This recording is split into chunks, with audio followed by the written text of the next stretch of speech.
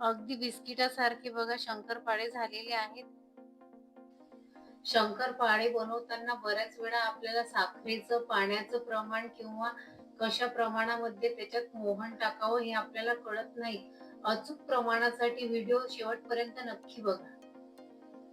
सर्वात आधी मी 1 किलो मैदा घेतलेला आहे आणि 1 वाटी घेतलेली आहे. मी किलोचं आणि वाटीचं प्रमाण तुम्हाला सांगणार आहे म्हणजेच तुम्हाला किलोचं आणि वाटीचं प्रमाण चांगल्या प्रकारे लक्षात येईल.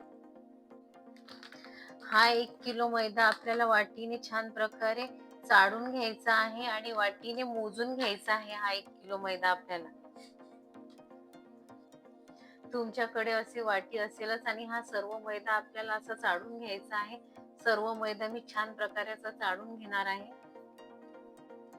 1 किलो मध्ये जवळ-जवळ 6 वाट्या मैदा भरलेला आहे आणि हा असा चाळल्यामुळे ना हा एकत्र एकजीव झाल्यामुळे याचे शंकरपाळे खूप छान बनतात. ज्या वाटीने आपण मैदा चाळून घेतलेला आहे त्याच वाटीने आपण वाटीभर साखर घ्यायची आहे. तुम्हाला जर गोड जास्त आवडत असेल तर तुम्ही साखरेचं प्रमाण थोडं वाढवून घेऊ शकता, पण शंकरपाळ्यांना साखर थोडी कमीच असते. आणि त्याच वाटीने 1 वाटीभर पाणी सुद्धा घ्यायचं आहे आपल्याला आणि हे आपल्याला हलकंसं साखर विरघळेपर्यंत गरम करून घ्यायचं आहे. पण लक्षात घ्या, आपल्याला साखरेचा पाक वगैरे करून घ्यायचा नाही. फक्त आपल्याला साखर हलकीशी वितळेपर्यंत गॅस चालू ठेवायचा आहे. आता साखर यामध्ये छान प्रकारे वितळलेली आहे. आता गॅस बंद करून हे आपण जे साखरेचं पाणी आहे हे गार व्हायला ठेवणार आहोत. सर्वात आधी आपल्याला पीठ भिजून घ्यायचं आहे आणि जो वाटीने आपण मैदा मोजून घेतला होता ना त्यामध्ये आपल्याला हे मीठ टाकून घ्यायचं आहे. कुठल्याही गोळाचा पदार्थ असला आणि त्यामध्ये मीठ जर टाकलं तर त्या गोळाची चव अधिक वाढते. ज्या वाटीने आपण मैदा मोजून घेतलेला आहे त्याच वाटीने मी अगदी कळकळीत तूप गरम करून घेतलेलं आहे आणि हे अर्ध तूप टाकून घ्यायचं आहे आपल्याला आणि हाताच्या मदतीने चांगल्या प्रकारे मिक्स करून घ्यायचं आहे आणि अर्ध तूप नंतर टाकायचं आहे.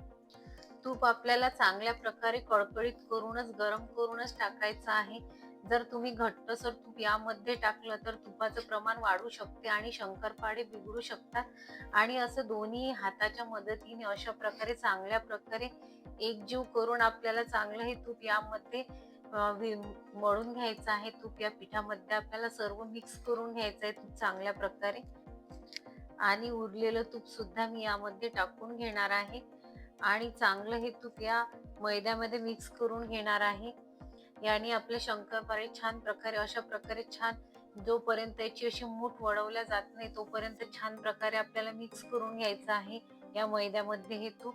आणि असं तूप यामध्ये मिक्स केल्यामुळे आपले शंकरपाळे छान कुरकुरीत होतील. असा छान असं मूठ बांधेपर्यंत अशा प्रकारे छान आपल्याला मिक्स करून घ्यायचं आहे. आता एकीकडे आपलं साखरेचं पाणी आहे ना हे थंड झालेलं आहे आणि या साखरेच्या पाण्याने आपल्याला छान यामध्ये थोडंसं असं साखरेचं पाणी टाकून याचा घट्टसर गोळा एक मळून घ्यायचा आहे.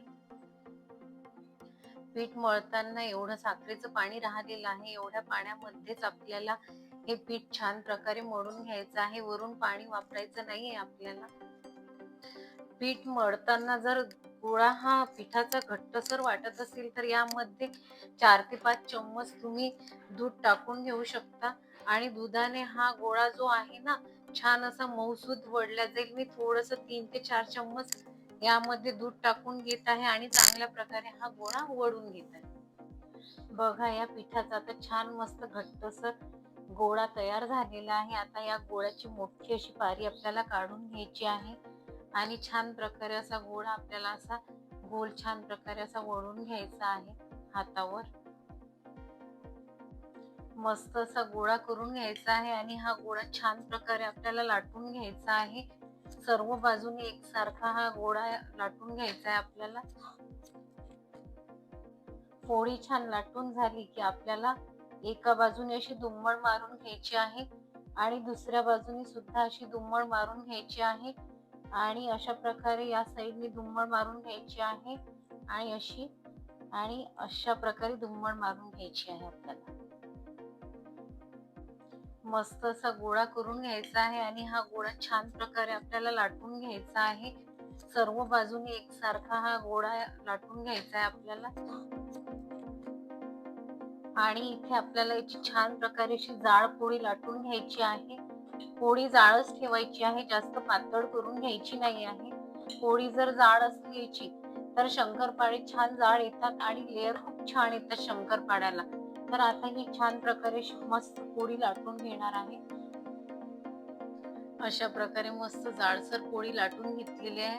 आता याच्या चारही बाजूने अशा आपल्याला चाकूच्या मदतीने अशा ह्या चारही बाजूने या पोळीच्या कळा आपल्याला अशा छान प्रकारे कापून घ्यायच्या आहेत.